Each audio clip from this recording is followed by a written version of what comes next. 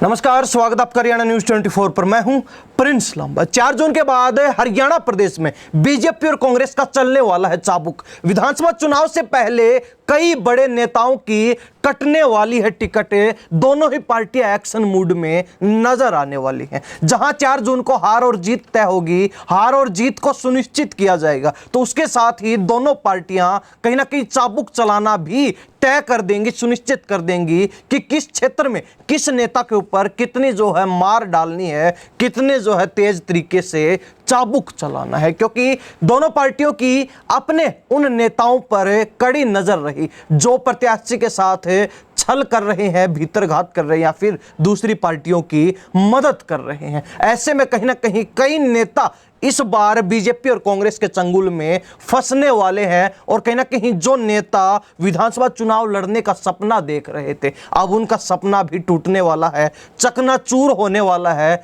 कहीं ना कहीं अब उनका भविष्य जो है कांग्रेस और बीजेपी प्रत्याशियों की हार जीत पर टिका हुआ है। अगर हार होती है तो मार पड़नी तय है, टिकट कटनी तय है, पत्ता कटना तय है, और अगर जीत होती है तो कहीं ना कहीं उनका किस्मत का सितारा भी बुलंदियों पर पहुंच सकता है। अब बड़ी बात यह है कि इस बार का लोकसभा चुनाव बड़ा खास रहा है। हरियाणा की सभी 10 लोकसभा सीटों पर जहां बीजेपी और कांग्रेस के अंदर कांटे की टक्कर देखने को मिली, बीजेपी जहां इस चुनाव में अपना दमखम दिखाने के लिए सभी 10 लोकसभा सीटों पर 2019 की तरह अपनी मजबूती और ताकत दिखाने के लिए उतरी, तो वही कांग्रेस भी पीछे नहीं रही। कांग्रेस ने भी जबरदस्त और धमाकेदार वापसी इस बार के लोकसभा चुनाव में की है। कांग्रेस ने बीजेपी के हर प्रत्याशी को हर लोकसभा सीट पर जबरदस्त कांटे की टक्कर देने का काम किया है। 9 सीटों पर जहां कांग्रेस चुनाव लड़ रही थी, तो वहीं 1 सीट के ऊपर आम आदमी पार्टी के प्रत्याशी सुशील गुप्ता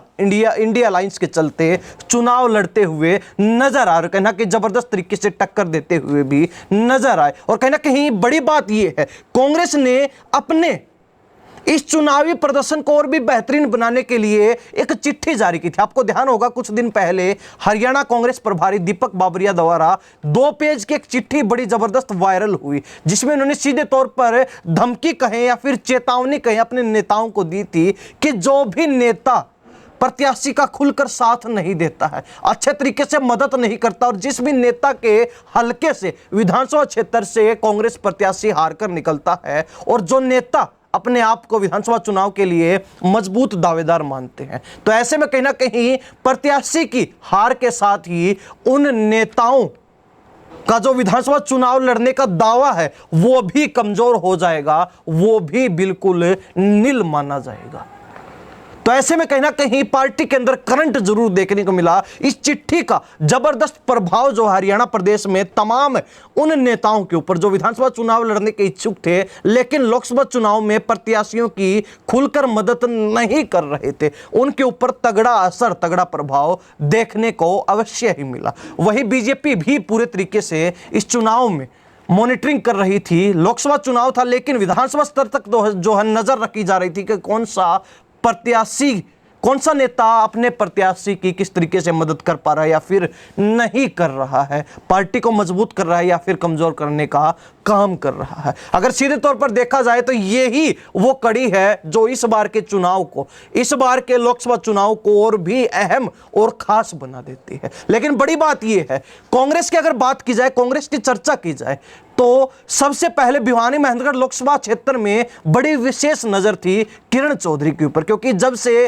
किरण चौधरी की बेटी श्रुति चौधरी की टिकट काटकर राव दान सिंह को भिवानी महेंद्रगढ़ लोकसभा सीट पर उतारा गया, तभी से किरण चौधरी की नाराजगी कहो या फिर गुस्सा कहा जाए वो देखने को मिला। और कहीं ना कहीं राव दान सिंह और किरण चौधरी के बीच जो 36 का आंकड़ा बना वो भी पूरे चुनावी कैंपेन के अंदर, पूरे इलेक्शन कैंपेन में देखने को मिला।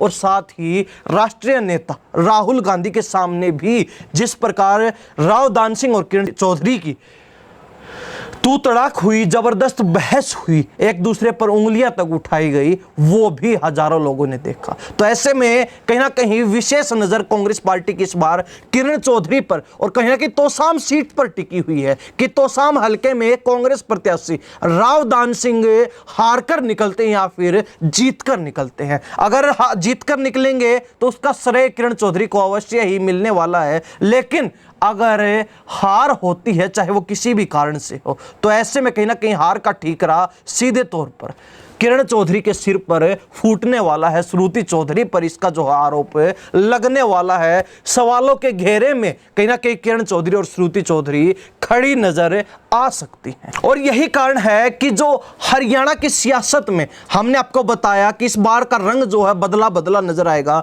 तो कहीं ना कहीं तोसाम में भी वो रंग बदलने की प्रक्रिया, सियासत के बदलाव की प्रक्रिया देखने को मिल सकती है। आगे बात की जाए फरीदाबाद लोकसभा सीट की, जहां पर टिकट तो मांग रहे थे करण दलाल, लेकिन मौका मिलता है महेंद्र प्रताप सिंह को। ऐसे में कहने कि करण दलाल शांत नहीं बैठे, चुप नहीं रहे, उन्होंने महापंचायत की, खापे बुलाई, हजारों लोगों को इकट्ठा किया, वहां से फैसला किया गया कि करण दलाल को टिकट दी जाए, अन्यथा हम उनको चुनाव लड़वा कर कहीं ना कहीं लोकसभा में भेजने का काम करेंगे और कांग्रेस प्रत्याशी यहां पर करारी हार का शिकार हो जाएगा। यह फैसला महापंचायत में हुआ, आपको ध्यान भी होगा। लेकिन उसके बाद कहीं ना कहीं करण दलाल शांत बैठ गए। पार्टी की तरफ से जो दीपक बाबरिया की तरफ से चिट्ठी जारी की गई थी, उस चिट्ठी को देखने के बाद करण दलाल शांत हो गए और कहीं ना कहीं उन्होंने कहा कि वो सिर्फ अपने विधानसभा क्षेत्र तक ही सीमित होकर कार्य करेंगे। हालांकि देखने वाली बात यह है कि करण दलाल का प्रभाव जो है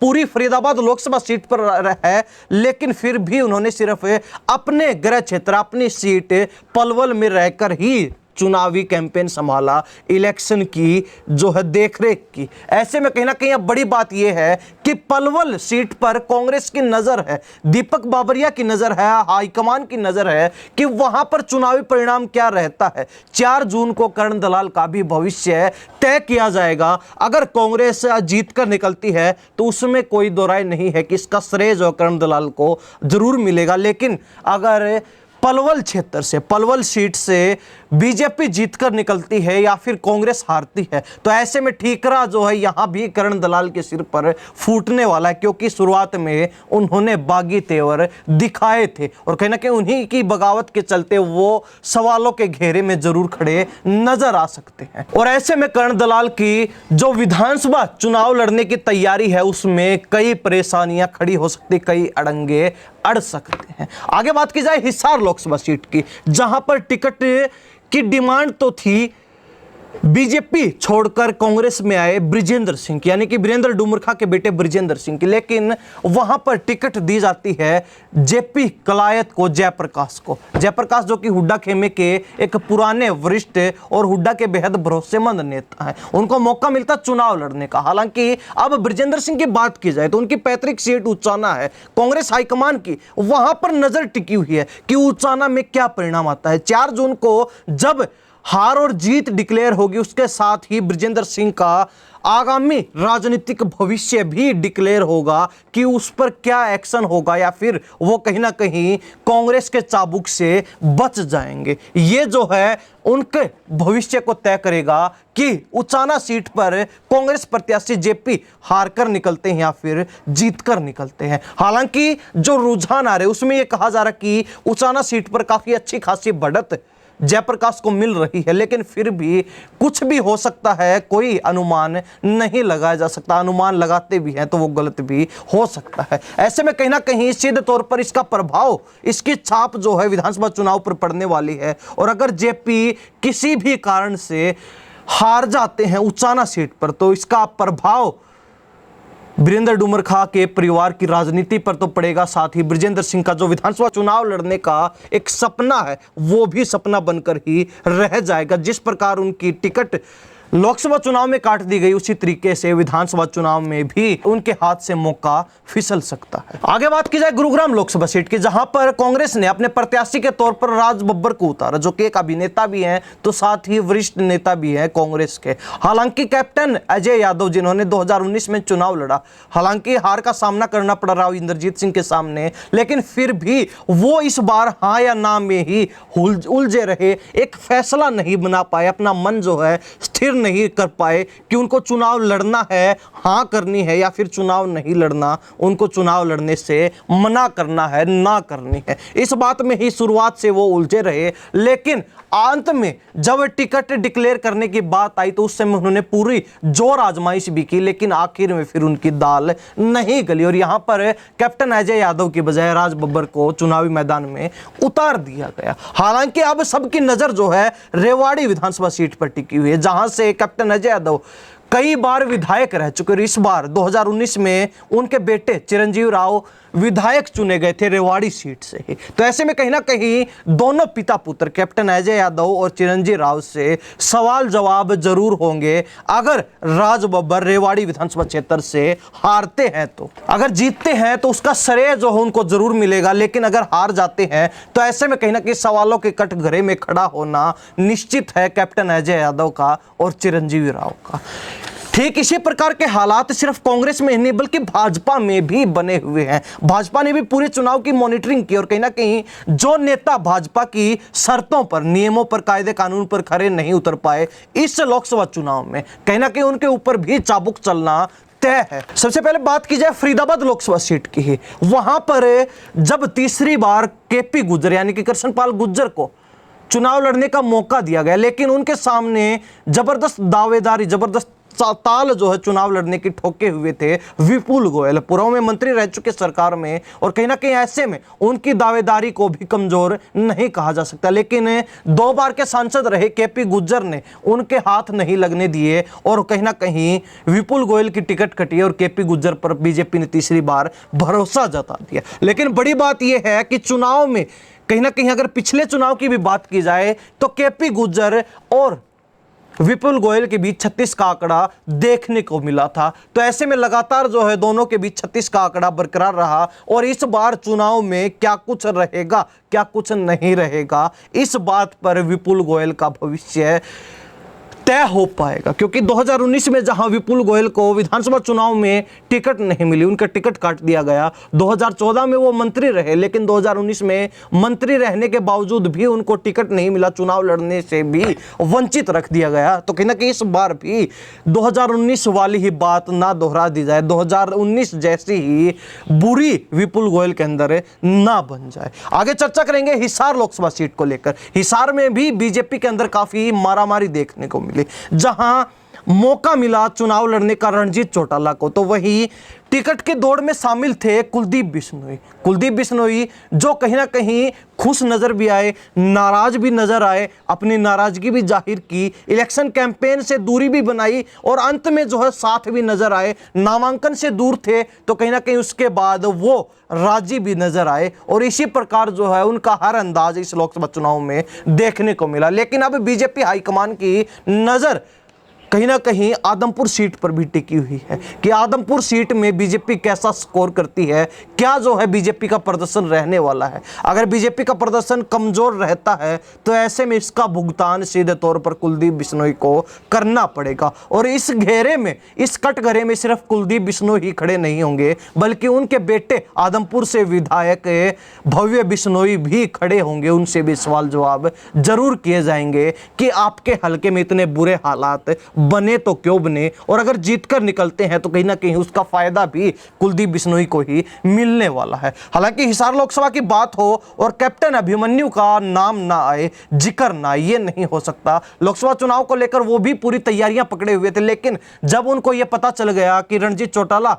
चुनावी मैदान में उतार दिए गए, उनका पत्ता कट चुका है, तो वो असम चुनाव के प्रभारी की जिम्मेवारी निभाने के लिए चले गए। लेकिन कहीं ना कहीं अंत में चुनाव में भी जरूर नजर आए। अब नारनौद सीट के ऊपर सबकी नजर है कि नारनौद में बीजेपी का क्या रहने वाला है। कहीं ना कहीं कांग्रेस अपने आप को सबसे मजबूत स्थिति में नारनौद के अंदर दर्शा रही है हिसार लोकसभा सीट पर, लेकिन कहीं ना कहीं बीजेपी की नजर अब कैप्टन अभिमन्यु के अपने गृह क्षेत्र पर, उनके हलके पर है कि नारनौद के अंदर भाजपा का कैसा प्रदर्शन प्रदर्शन रहने वाला है। क्या बीजेपी हारकर निकलेगी या फिर बीजेपी नारनौद में जीतकर निकलती है, इस पर कैप्टन अभिमन्यु का भविष्य तय करेगा। और कहीं ना कहीं उन पर चाबुक की मार पड़ेगी या फिर वो चाबुक की मार से बच पाएंगे, ये भी उसी पर निर्भर करेगा कि बीजेपी नारनौद हल्के से हारकर निकलती है या फिर मार्जिन लेकर जीतकर निकलती है। तो सीधे तौर पर नारनौद की पूरी जवाबदेही कैप्टन अभिमन्यु की ही रहने वाली है। तो कहीं ना कहीं ये 2 लोकसभा सीटें जहां पर विशेष नजर है, लेकिन तमाम लोकसभा सीटों पर भी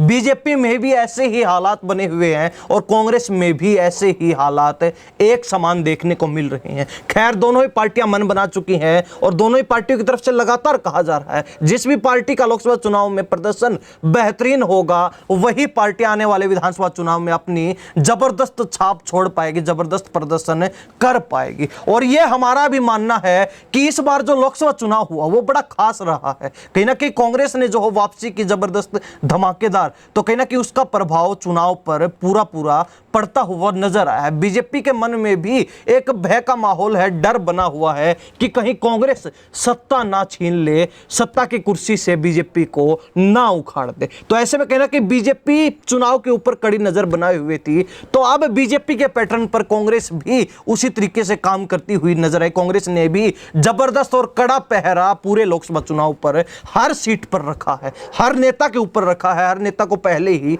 वार्निंग तक दे दी गई थी कि अगर कांग्रेस उनके हल्के से हारकर निकली तो उनकी भी दावेदारी विधानसभा चुनाव में कमजोर हो जाएगी। और यही मानना बीजेपी का भी है। ऐसे में अब देखने वाली बात यह रहेगी कि हर लोकसभा सीट पर क्या जो है स्कोर रहने वाला है, ये 4 जून को तय हो जाएगा। 4 जून को जो है पता लग जाएगा और कहीं ना कहीं 4 जून ही आने वाली राजनीति के लिए तमाम नेताओं का, तमाम विधानसभा सीटों का भविष्य तय कर पाएगी। किस नेता पर चाबुक चलने वाला है, किस नेता पर एक्शन होने वाला है, किस नेता का जो है पत्ता विधानसभा चुनाव को लेकर अभी से कटने वाला है, किस नेता पर कहीं ना कहीं हाईकमान का भरोसा टूटने वाला है, ये समय बताएगा। ये जो है आने वाला समय तय कर देगा। लेकिन हरियाणा प्रदेश की जनता इस बारे में क्या सोचती है, कमेंट में अपनी राय जरूर रख दीजिए कि कौन सा नेता ऐसा है जिस पर कहीं ना कहीं बीजेपी हो या फिर कांग्रेस हो, दोनों पार्टियों का चाबुक चल सकता है। अपनी राय जरूर रखिए, आपकी राय बड़ी जो है